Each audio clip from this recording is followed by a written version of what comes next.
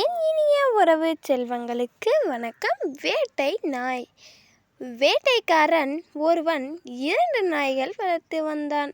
அவற்றில் ஒரு நாய் அவனுடன் வேட்டைக்கு செல்லும், மற்றொரு நாய் அவனது வீட்டு காவல் காத்து கொண்டிருக்கும்.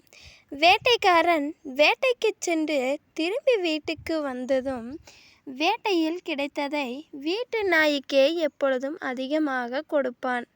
வேட்டை நாய் அதை பொருட்படுத்தவில்லை.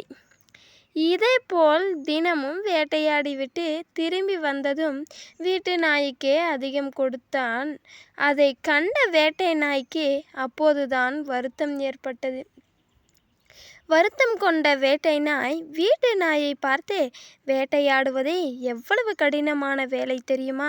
நான் வேட்டையில் சம்பாதித்து வருவதில் மட்டும் நீ அதிக பங்காக பெற்றுக்கொள்கிறாய்.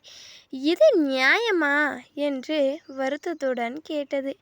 அதை கேட்ட வீட்டு நாய் சிரித்துக்கொண்டே, நண்பனே, இதில் என்னுடைய தவறு எதுவும் இல்லை.